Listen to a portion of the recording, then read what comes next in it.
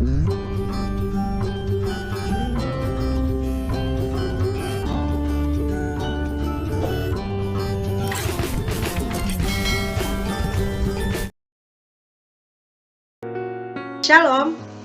pada kesempatan saat ini saya akan membahas mengenai genre surat yang diambil dari mata kuliah Hermeneutika 2. Saya Lena Koptin dengan NIM 191111032. Sebelum kita memasuki video pembelajaran, kita akan melihat pengertian daripada surat itu sendiri.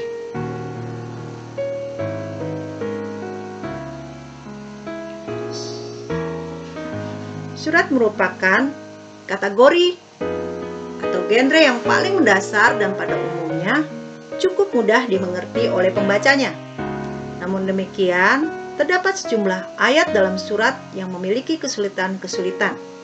Kita akan melihat salah satu contoh ayat tersebut yang memiliki kesulitan adalah di dalam 1 Korintus 5 ayat 5. Dikatakan, orang itu harus kita serahkan dalam nama Tuhan Yesus kepada iblis, sehingga binasa tubuhnya agar rohnya diselamatkan pada hari Tuhan. Nah, apakah yang dimaksud dengan menyerahkan seseorang dalam nama Tuhan Yesus kepada iblis? Itu contoh salah satu kesulitan.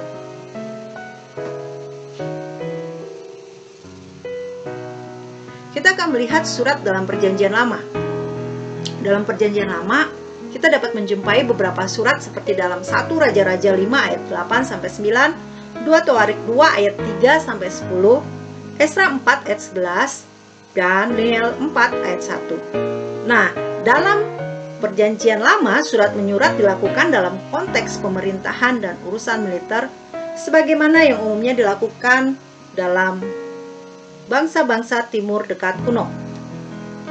Kita melihat struktur surat-surat tersebut sangat sederhana dan hampir serupa dengan surat masa kini.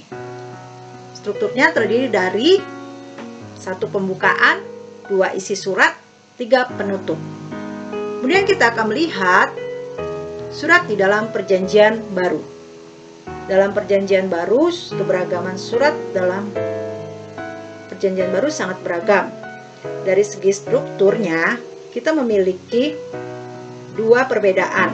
Satu adalah surat-surat sempurna, kedua adalah surat yang tidak sempurna. Nah, struktur daripada surat-surat sempurna itu satu terdiri dari satu nama penulis.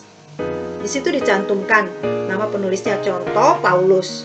Dan yang kedua adalah nama penerima. Contohnya Jemaat Allah di Korintus. Dan yang ketiga terdiri dari salam. Contoh dari salam itu sendiri adalah kasih karunia dan damai sejahtera dari Allah Bapa kita. Dan yang keempat ada doa harapan atau ucapan syukur. Contohnya, aku senantiasa mengucap syukur pada Allah karena kamu. Nah, yang kelima ada tubuh atau isi surat. Khusus dalam surat Paulus, bagian isi surat dapat dibagikan menjadi 2, yaitu bagian dogmatis dan bagian praktis. Bagian dogmatis berisi pengajaran doktrinal seperti dosa, pembenaran, kasih karunia, dan lain-lain. Nah, bagian praktis itu sendiri berisi tentang langkah-langkah yang harus diterapkan berkaitan dengan doktrin yang telah disampaikan. Yang terakhir ada salam penutup dan salam perpisahan. Contohnya, kasih karunia Tuhan Yesus menyertai kamu dan sebagainya. Selanjutnya adalah surat-surat yang tidak sempurna. Surat-surat yang tidak memiliki struktur yang lengkap seperti yang sudah saya sebutkan barusan, itu disebut surat-surat yang tidak sempurna. Unsur yang sering tidak tetap dalam surat kiriman adalah doa harapan atau ucapan syukur. Hal ini kita bisa lihat dalam surat Galatia. Doa harapan atau ucapan syukur diganti dengan sebuah kencaman kepada jemaat Galatia karena mereka telah menerima Injil lain.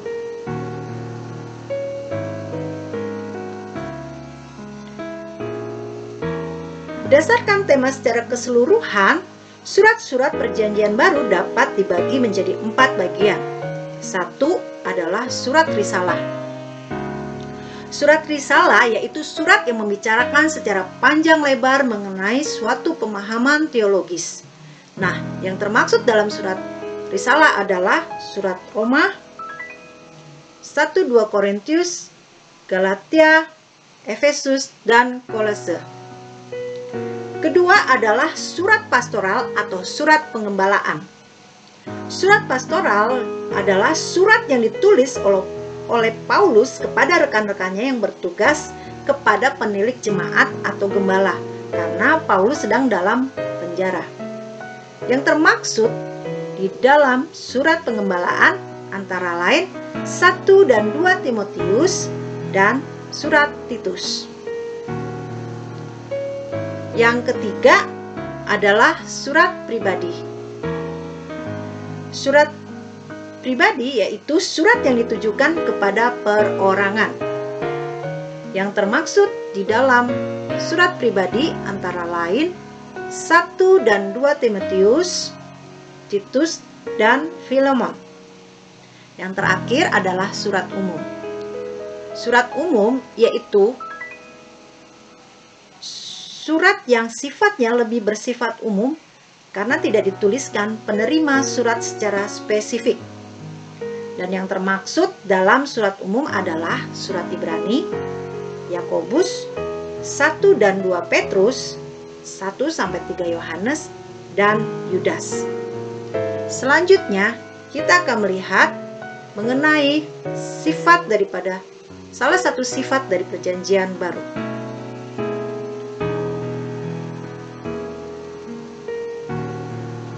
yaitu ketidakberkalaan dalam surat perjanjian baru.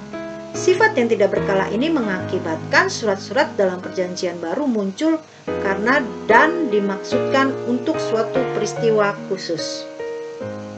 Sebagai contoh, surat Korintus muncul karena terdapat kekacauan dalam jemaat di Korintus, yaitu mengenai pengertian perjamuan kudus, perkawinan, dan lain-lain.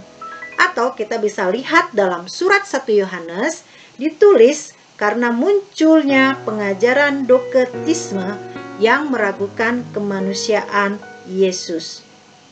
Maka tidak mengherankan jika William Clement menyatakan bahwa genre surat adalah genre yang paling terikat dengan situasi dan kondisi.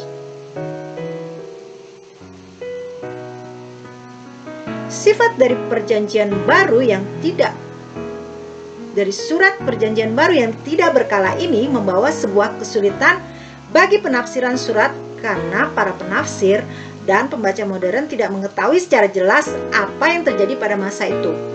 Untuk itu penting bagi mereka untuk mengetahui latar belakang historisnya, merekonstruksi situasi dan kondisi, serta tujuan penulisan sangat bertujuan untuk memisahkan prinsip-prinsip yang terikat oleh waktu dari aplikasi-aplikasi yang terikat kepada situasi khusus yang berlaku saat itu.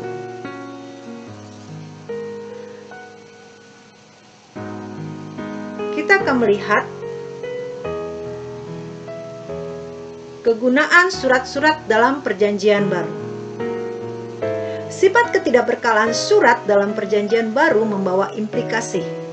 Oleh karena itu, para penulis surat sedang berusaha menjawab kebutuhan jemaat pada saat itu, maka surat yang ditulis tidak menjadi sebuah risalah teologis yang disusun secara sistematis.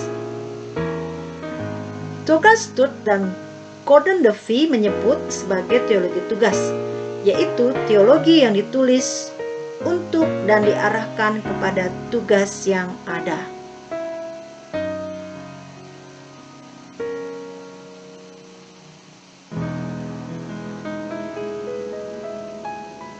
Demikian saya telah membahas mengenai surat-surat dalam perjanjian baru pada video kali ini. Terima kasih telah menonton. Tuhan Yesus memberkati.